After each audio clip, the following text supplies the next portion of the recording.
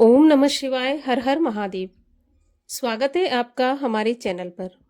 आज के इस वीडियो में आप सुनेंगे महाशिवरात्रि व्रत की कथा और साथ साथ आप महाशिवरात्रि की पूजन विधि भी जानेंगे। तो इसी प्रकार की व्रत कथाएं सुनने के लिए और हमसे जुड़े रहने के लिए हमारे चैनल को सब्सक्राइब अवश्य करें। आज का वीडियो अच्छा लगे तो वीडियो को लाइक करें और शेयर करें। तो चलिए कथा शुरू करने से पहले हम महाशिवरात्रि व्रत का पूजन विधान जान लेते हैं। महाशिवरात्रि को हम कालरात्रि भी कहते हैं। मान्यताओं के अनुसार महाशिवरात्रि के दिन ही भगवान शिव का विवाह माता पार्वती के साथ संपन्न हुआ था। किसी और मान्यता के अनुसार कहा जाता है कि भगवान शिव ने इसी दिन हलाहल का पान भी किया था। तो महाशिवरात्रि व्रत चाहे किसी भी वजह से मनाया जाता हो ये त्योहार, लेकिन इतना तो तय है कि हम भक्तों के लिए भगवान शिव की कृपा पाने का सबसे उत्तम दिन महाशिवरात्रि का दिन होता है। तो इसकी पूजा विधान की अगर बात करूं तो पूजा विधान इसमें एक दिन पहले से ही हमें नियमों का पालन करना होता है। जो भी भक्तगण महाशिवरात्रि का व्रत रखना चाहते हैं उन्हें त्रयोदशी को एक दिन ही भोजन करना चाहिए, मतलब सूर्यास्त के बाद भोजन नहीं करना चाहिए। चतुर्दशी को सुबह ब्रह्म मुहूर्त में उठने के बाद स्नान आदि से निवृत्त होने के बाद भगवान शिव का ध्यान करते हुए सारा दिन निराहार व्रत रखना चाहिए। इसमें काले तिल से स्नान करके और रात्रि में विधिवत भगवान का पूजन किया जाता है। रात्रि का पूजन ही महाशिवरात्रि में विशेष माना जाता है। कई भक्तगण ऐसे होते हैं जो सारा दिन उपवास रखते हैं परंतु शाम को व्रत खोलकर और रात्रि भर सोते हैं। लेकिन अगर मेरी माने तो महाशिवरात्रि के व्रत का ये नियम नहीं है। महाशिवरात्रि के व्रत में पूजा विधान शाम का ही माना जाता है, विशेषकर निशीत काल का, और रात्रि जागरण का भी बहुत महत्व है। 4 पहर की पूजा इसमें की जाती है। अगर 4 पहर की पूजा नहीं कर सकते तो कम से कम 2 पहर की पूजा अवश्य इसमें करनी चाहिए, एक प्रथम पहर की और एक आखिरी पहर की। इस प्रकार भगवान शिव की पूजा करनी चाहिए। पूजा में आपको सुंदर सुंदर फूलों से मंडप तैयार करके एक वेदी बिछाएं। वेदी पर आप कलश की स्थापना करके गौरी शंकर और नंदी की तस्वीर या मूर्ति रखें और कलश को भरकर आप रोली, मूली, चावल, पान, सुपारी, लौंग, इलायची, चंदन, दूध, घी, कमलगट्टा, शहद, धतूरा, बेलपत्र, जो भी भगवान शिव को प्रिय वस्तुएं हैं उनसे भगवान शिव को पूजना चाहिए, उनकी पूजा करनी चाहिए। रात्रि को जागरण करके 4 बार शिव की आरती और पूजा का विधान है। अगले दिन प्रातःकाल जौ, तिल और खीर तथा बेलपत्र का हवन करके ही ब्राह्मणों को भोजन कराकर अपने व्रत का पारण करना चाहिए। ये विधान महाशिवरात्रि के व्रत का है। एक चीज का और ध्यान रखना है कि भगवान शिव पर जो भी चीज आप अर्पित करते हैं शिवलिंग पर, वो नैवेद्य खाना निषेध माना जाता है। शायद ये सभी जानते भी होंगे कि शिवलिंग पर चढ़ाई हुई कोई भी भोग सामग्री हमें नहीं खानी चाहिए, क्योंकि उस पर भगवान के शिवगण, नंदी, श्रृंगी, भूत गणादियों का हक रहता है, उनका अधिकार रहता है, तो वो हमें नहीं खाना चाहिए। तो ये पूजा विधान है। अब सुनिए महाशिवरात्रि व्रत की कथा। प्राचीन समय में एक बहुत ही नृशंस बहेलिया रहता था।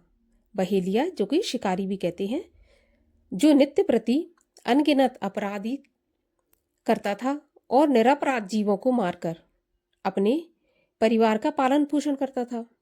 एक बार पूरे जंगल में घूमते घूमते उसको बहुत समय व्यतीत हो गया, लेकिन उसे कोई भी शिकार नहीं मिला। तो वह व्याकुल होकर एक तालाब के किनारे बैठ गया।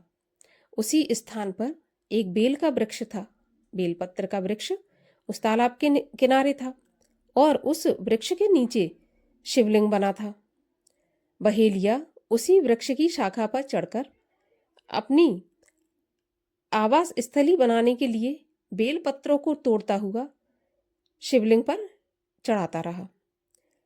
दिन भर भूख से व्याकुल उस बहेलिये का एक प्रकार से शिवरात्रि का पूरा व्रत हो गया।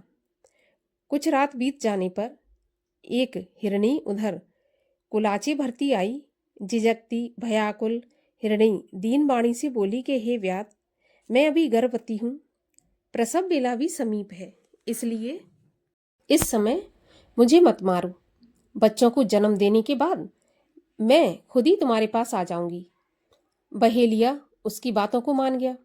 थोड़ी रात व्यतीत होने पर एक दूसरी हिरणी उस स्थान पर आई। पुनः बहेलिये के निशाना साधते ही उस हिरणी ने निवेदन किया कि मैं अभी ऋतु क्रिया से निवृत्त सकामा हूँ, इसलिए मुझे पति समागम करने दीजिए, मारिए नहीं।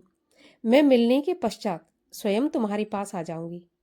बहेलिया ने उसकी भी बात को स्वीकार कर लिया और रात्रि की तृतीय बेला में एक तीसरी हिरणी छोटे छोटे छोनों को लिए उसी जलाशय में पानी पीने आई। बहेलिया ने उसको भी देखकर धनुष बाण उठा लिया।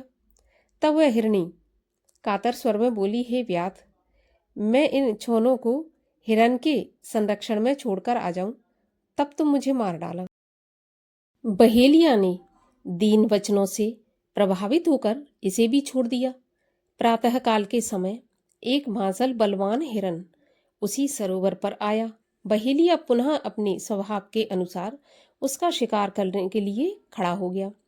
यह क्रिया देखते ही हिरन व्याध से प्रार्थना करने लगा कि हे व्याधराज, यदि तुमने मुझसे पहले आने वाली 3 हिरणियों को मार दिया हो तो मुझे भी मारिए, अन्यथा अगर वे तुम्हारे द्वारा छोड़ दी गई हैं तो मुझे भी छोड़ दीजिए। मुझे उनसे मिलकर आना है, उनसे मिलकर आने के बाद आप मुझे मार डालिए, क्योंकि मैं ही उनका सहचर हूँ। हिरन की करुणामयी वाणी सुनकर बहेलिया ने रात भर की बीती बात कह सुनाई तथा उसे भी छोड़ दिया। दिन भर उपवास, पूरी रात जागरण तथा शिव प्रतिमा पर बेलपत्र चढ़ाने के कारण बहेलिया में आंतरिक सुंचिता आ गई। उसका मन निर्दयता से कोमलता में ऐसा बदल गया कि हिरन परिवार को लौटने पर भी न मारने का निश्चय किया। भगवान शंकर के प्रभाव से उसका हृदय इतना पवित्र तथा सरल हो गया कि वह पूर्ण रूप से अहिंसावादी बन गया।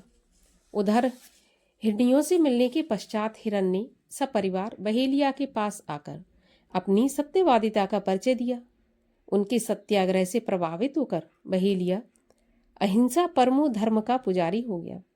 उनकी आंखों से आंसू छलक आए तथा पूर्वकृत कर्मों पर पश्चाताप करने लगा। इस पर स्वर्गलोक से देवताओं ने बहेलिया की सराहना की तथा भगवान शंकर ने 2 पुष्प विमान भेजकर बहेलिया तथा मृग परिवार को शिवलोक का अधिकारी बनाया। बोलिए शंकर भगवान की जय। हर हर महादेव।